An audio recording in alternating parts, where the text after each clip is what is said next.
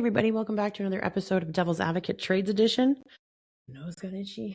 Sitting there rubbing it on camera, like picking your nose. No, I'm not. I just all of a sudden decided to get itchy right as I hit record. Okay. Another fun week. Minus 25 today. Well, I'm recording this on Monday. So I'm supposed to be, you know what? The weather is supposed to be warming up here in Alberta. Because, you know, Alberta is how we run. Oh, look, it's only minus 14 right now. Look at that, eh? Look. Somebody look at this. So let's see here. It's supposed to go, a brain stop. It happens. Okay, so we're supposed to be up to +6, +7 Wednesday, Thursday, +1 tomorrow. And then back to snow on Thursday. Oh, we're getting snow on +7. That's great. And it says like, I don't know, it says, 10 to 15 centimeters. Oh, good, because I want some more golf and tennis elbow. That's awesome. And then another 5 to 10 centimeters on Friday. Listen, quit your shit, Alberta. I understand we're like rounding up February, but come on. Back down to the minus 23s on Friday. So it's your weather report. This is your weather girl live from Airdrie, Alberta. Fuck. Christ. You know, it's like, I'm one of those people that's like, either make it cold or let it snow. Don't do both. I can't do both. I have to do both. I live in fucking Alberta. I've chosen to live here my whole life. But I'm just kind of at the point now where I'm like, listen, one or the other. Like, let's not get crazy, okay? I can't handle all the crazy. But then as we talk about the weather, there's a couple things we can talk about. So when we've got cold weather, everyone likes to run away to somewhere warmer. Somewhere warmer tends to be Mexico. Us Canadians love Mexico. I know that because when I went to Mexico on 2 separate occasions, Canadians dominated the friggin' hotels. Like, it's like, where are you from? Ontario, Saskatchewan, Nova Scotia. I'm like, oh, I love this. It's all Canadians. But then I'm like, I'm from Alberta. I'm nice though. And they're like, okay. Alberta has a reputation that I don't want. So I'm like, listen, I'm one of the nice Albertans. Okay. Listen, you know, but I have so much fun when I go. But now that we're talking about it, we know there's stuff going on in Venezuela. So I've been watching the news segments on what's happening in Venezuela. Not Venezuela, Lisa, retarded. Puerto Vallarta. So in Puerto Vallarta, Mexico, there is a whole bunch of crap going on. It's cartel related. You know what, guys? Like, all I can say is to my fellow Canadians and anyone that's there visiting, I hope you all get home safe. I'm sorry that this is going on. It's not a fight you started, and it shouldn't be a fight that you are a part of in any way, shape, or form. And so this is awful. But I know that if there's one thing I've always been told by people who live in different parts of Mexico, Canadians that have, like, you know, their timeshares down there and are there often or have actually purchased property, they've always said to me, you know what, Lisa, you don't really have to worry about the cartels ever, because they kind of stay out of it and they like tourists and they own or have shares into a lot of the hotels, which means that they're not going to screw up their, you know, their hotels and where they make their money, right? Because people will come to the hotel if they know it's safe. So they said, you never really have to worry about that. Unless you're going to venture out of the resort without resort, you know, escortment. Like going to like the different activities and stuff. If they're like, if you're going to go take like a walk downtown, like Cancun without any regard for anything, they're like, you could run into some problems, you know, like, let's play this safe, you know? So, I agree with that. So as long as you're in your resorts and you are, safe for the most part, I just wish nothing more than a safe return to all of you, and that this, you know, dies down sooner than later, because it's really scary and really sad. So I'm sorry that this is happening to everybody. So for those of you that are choosing to go to Mexico right now, maybe not Puerto Vallarta, maybe not. But it is what I believe the airports have shut down. They're closed right now and planes are not going in or out. So, which is scary for our fellow Canadians and others that are there visiting. So whether from the UK or wherever you're from, it's scary to know that you can't get out right now. And so, yeah, like I said, sorry this is happening. Hopefully you guys can get home soon.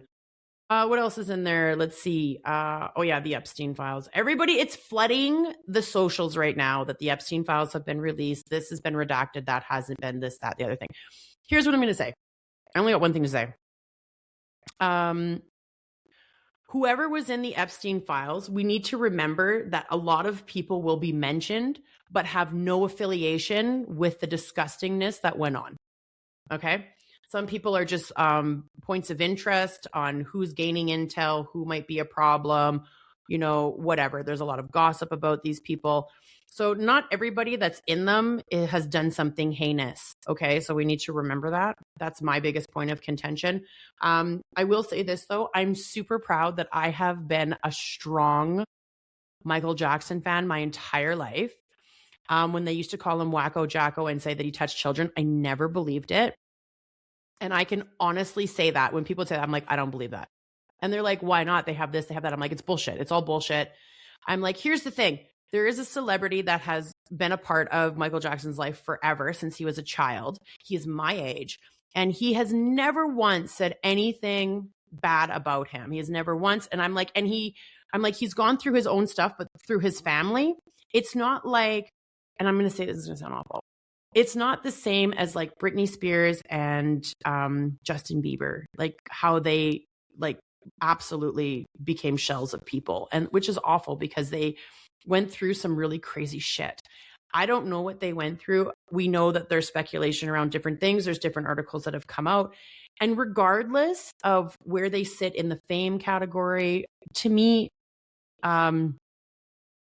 heinous acts on anybody, I don't care where you sit on, like, where you sit in society, whether you're a celebrity, you're famous, you're not, you're daycare, I don't care. Like, I don't care what you do. At the end of the day, it's disgusting. If you've been hurt as a child, adolescent, even an adult, if you've been raped, touched, whatever the case may be, I think it's horrible. It's awful, and it changes you forever. And I will tell you, I've said this before. They always say 1 in 4 girls. So I was a group of 4 when I was growing up, all four. So one of us, it was something. It was either like sexually assaulted, raped, molested, whatever. All 4 of us had something. And that's where I sit there and I say to people, like, when people like run out and cry and they're like, it's not all men, it's not all this, it's not all that. Here's the thing. It's people. People are monsters. Okay. Not all people are monsters. I agree with that statement. There are some people out there that would kill. You know what they say? Like, I want to get that shirt that says, a dead pedophile doesn't reoffend. 100%. And I think there was another guy that came on and said, if you rape a woman, you should be killed. If you hurt a child or molest a child, you should be killed. Agreed. Because it is not like a lapse of judgment. It is 100%. What you're doing. That it's not like, oh, somebody else took over my body. It wasn't me. Like, fuck off. It was you. You're an asshole. They say it's a crime of power and control. So piss off. For all the survivors out there that have gone through this, whether it is through the Epstein, whether it is through trafficking, whether it is through, whatever you have been through, you are a survivor. You are strength. You are resilience. Do not let this be the mountain that you die on. Do not let your story be shadowed. Your voice is always going to be heard by those that want to hear it, those that want to make changes, and those that want to embrace you as a person and say, you are enough. You have done what you need to do to continue to help heal yourself, heal your heart, heal your body. Your mind is going to take time, but we are here with you. And that's all they need to hear. They don't need fucking 26 questions. I remember when it happened to me and I had to go to the Calgary police, and I got they had the sex crimes unit come out because I was a kid, and they had 26 questions, and they ask you the same questions over, backwards, and underneath. And I'm just like, you know what? In my brain, I was like, this is fucking insane. You are interrogating me over something that happened to me. Go interrogate the fucker that did it. Don't interrogate me. So that's the shit that needs to change, how they approach these types of things. I understand that some people lie, that some people will make up stories, that some people will try to hurt people. I understand that there's people out there like that. But here's the thing. There's a good chance that they're not lying. So I love when people are like, when people say, oh, well, that person lied, or this person said this person, unless you have the proof that person lied, as in it's gone to court, there's documents, it shows that there's text messages, or there's some sort of evidence, physical evidence to show that this person is lying. I don't want to hear it. Don't call women and children and even men liars when they say this has happened. It's fucking horrific. So again, if people are mentioned in things, it doesn't mean that they are the perpetrators. It just means they've been mentioned. It is what it is. Still a Michael Jackson fan. Love Michael. Hope he's alive somewhere, living his best fucking life away from this shit. Anyway, I secretly pray that shit. Next is conspiracy theories. Conspiracy theories have some validity. So here's the thing. There are some people who jump down 500 rabbit holes. I'm someone who will jump down a rabbit hole, maybe two, but I pull myself out and go, okay, so where's the facts? Where's the validity? How can I see this to be a thing? So for me, when I talk to people who are conspiracy theorists or how they're labeled that way, my question isn't why would you even fucking think that? I don't make them feel bad. I go, help me understand how you came to this conclusion. Because I want to understand why they're there. Now, will I have an opinion if maybe they've gone a little bit off the deep end? Possibly. Will I look at it and go, that's a really good perspective. I can appreciate how you've come to this conclusion. I don't necessarily share the same conclusion, or yeah, I can totally get behind that. Or, it's a little too left field for me, little too right field for me, little too out there for me. But I can appreciate where you came to the correlation of events. But I think you went too far this way and not enough this way with it. And will I have that opinion? Sure. Will I tell them that? Sure. But I'm not going to be like, you're a fucking wingnut. There was a time when I would say that, but we're in a time and an era where there's so much disgusting truth out there that we don't want to believe that things aren't being done to bring other people's justice forward. It's just a legal system. Like I said, it's not a justice system. It's just a legal system. There needs to be more justice. And I think that on some level, they're waiting for people to, take that into their own hands. Well, when people took that into their own hands, people got burned at stakes, people got hung, people got killed and murdered and drowned. And that's not the way we want to do things. But then there are some people where I've even said to myself, maybe we go back to that. Maybe we go back to capital or corporal punishment. Maybe that's what happens. If you do this, you die. That's what happens. We're done with this. And, some people would be like, oh my God, corporal punishment. But there was a reason why capital punishment existed. Right? There was a reason that it existed. And it still exists in some states, I believe. Now, am I against it? Hell no. I'm really not. When it comes to certain heinous crimes, hate crimes, hate crimes and sex crimes. Yeah. I'm like, well, survival of the fittest. You didn't pass the test. You're not a good human. Gotta go to God. Let God judge you. Because we already did. And if God says that he can love you no matter who you are because he made us all differently and you just happen to do this and he can take you and love you, well then he's creator, right? So if creator can love you, that's okay. We don't need to love you. You've caused too much hurt and harm inside of our society. So we're done with you. Thank you for coming. Okay, bye. Don't come again. Good talk. Anyways, so there's that. Also, while I'm on here, I'm going to talk about a segment that I want to create. So I've been talking about how I want to do segments on condo, and then I squirrel, and there's other topics that come up, or there's guests that come on, and I'm just like, oh yeah, okay, let's do this, let's do that. And then I squirrel off and I don't do the topic. So I'm going to try and assign at least one episode a month to condo, or talking about how you can, maneuver, not just condo, but residential, how you can maneuver through different projects that you're doing inside your home, inside your unit, your space, or the entire building. What you need to look for, some tips and tricks on what's good to help you maneuver through it if you want to do it on your own, right? And a lot of residential, single family homes are the ones that are doing it on their own. They're not hiring a project manager, although you should, I would help you. But anyways, I don't usually go into single family homes, but it doesn't mean I wouldn't, and I wouldn't help you. So the segment that I'd like to start doing, and I want to start doing it every Thursday, so you'll get 2 from me every week, is hard hats and hard truth. So that's what I'm going to call it. And let me tell you how I came about with this and what it's about. So what happens is I go online every day and I read a lot of stories from women, predominantly, some men, about things that go on inside of trade and construction, things that are going on, and they're venting. And they're saying, this is what's happening, and that's what's happening. So first of all, I'm guilty of being one of those women at one point in my life where I was like, oh my God, she's whining. Why is she whining? Blah, blah, blah, blah, blah. Until you start facing it yourself, and then you get the same shit back at you. So it's always until you experience it yourself, sometimes you don't have any compassion until you need the compassion, which is a really shitty thing. But C'est la vie.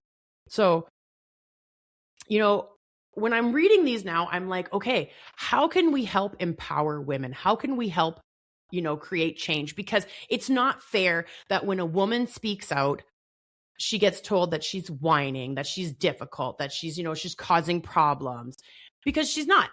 Her venting is valid. Her issue is valid. She is allowed to feel this way. And she is allowed to be around other women that are supposed to empower her. And when I read some of these fucking comments of women just like coming at other women, I'm like, no, like, ew, go away. So what I want to do is I want to take some of these stories, some of these concerns, keep the person anonymous, and bring them onto my podcast and talk about how maybe I would address it, how we can reassure and create less power dynamics, less, division between the sexes, and more inclusivity for men and women, and to help people get through that, to really empower people inside of their craft. And so that's kind of what I want to do. And one episode a month out of that, I want to focus on men. And when I say that, I want to talk about men who are passed over, who are bullied, who are emotionally shut down because vulnerability isn't allowed. Some men that resent women entering the field because they feel insecure and replaceable. And those are things that are real inside of the trade and the construction industry. Let's start actually making changes. Our stories fucking matter. Our concerns matter. And if we don't talk about them and we don't find ways to constructively make this work, it's not going to. People are just going to look at everybody as whiners, because it's going to be all you're doing is reinforcing the bullshit of name calling and suppressing and oppressing, if we don't actually start coming at this from a more strategic aspect and saying, you know what, right now I'm going to vent. Girl, do it. You know what? No problem, dude. Vent. Let's vent. Let's hear your shit. And then let's cut through it. Let's cut through the bullshit and talk about it from an HR perspective, from a safety perspective, from a labor standards perspective, from a you perspective, from that emotions are data. So take those emotions and let's start reviewing the data behind it and saying, what can we do to create real change in this industry? Because you know what? It's not just women. It's not just men. It's not just, the LGBTQ. It's all of us inside of it, and how we need to create more of that change and more of that inclusivity. So I'm down and I'm excited to do it. So I think I will probably drop my first one this Thursday. And so that's what we're going to call it. We're going to be Devil's Advocate Trades Edition, Hard Hats and Hard Truth segment, and we're going to move forward. And I want some of you, if you're feeling froggy, leap on and have the conversation with me about that. Say you want to be on the Hard Hats, Hard Truth segment and talk to me about some of the shit that's going on. I mean, you want to be off camera? We can be off camera. You don't want to say your full name? We can keep you anonymous. No problem. Let's talk about some bullshit. Let's do it. Hard hats and hard truth. Anyways, you guys all have a wonderful rest of your week. And catch you on the flip side, and don't do anything crazy.